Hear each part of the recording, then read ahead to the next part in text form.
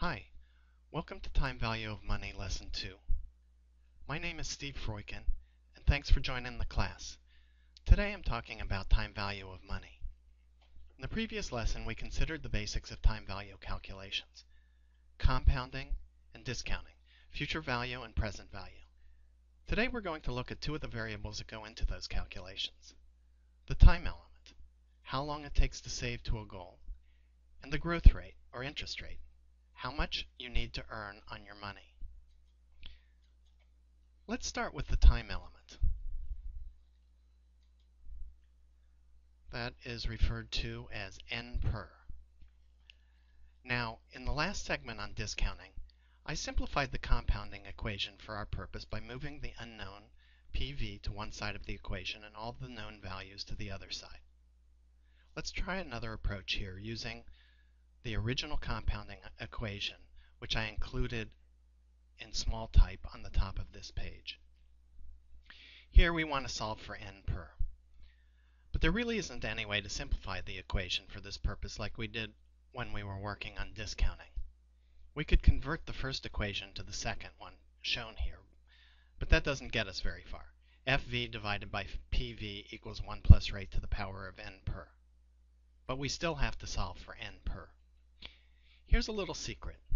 The only way to solve for the time element N per, if you're not a mathematician, is trial and error. I'm not kidding you. Even the spreadsheet uses a trial and error method, but it's faster than you or I. You sometimes see the delay, a second or two, rather than instantly, but a second or two is better than a week that it would take me to do the calculation on paper. Let's take a look.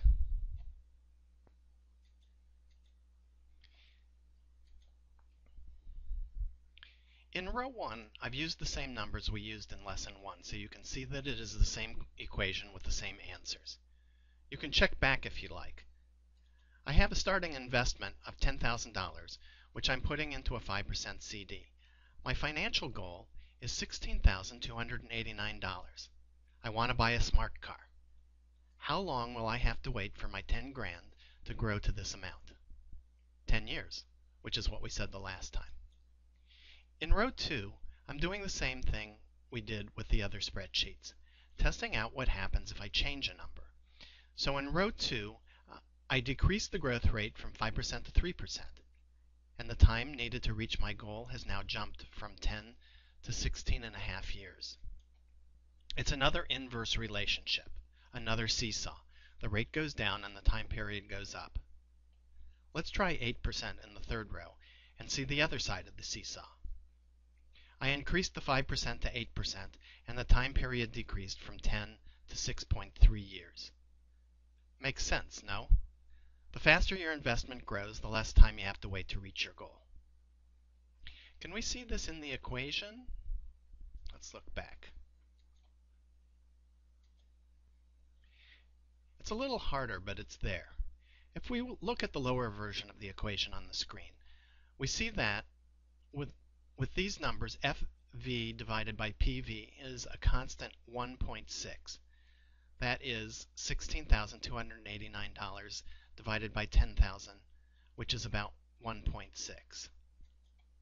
It's the same for all three rows. So if I decrease the rate, I have to compensate by increasing N per and vice versa. Now you try it, using the How Long tab of the Lesson 2 spreadsheet. This concludes the How Long segment of this lesson. When you are done working with the spreadsheet, we'll continue with the Rate Needed segment of the lesson.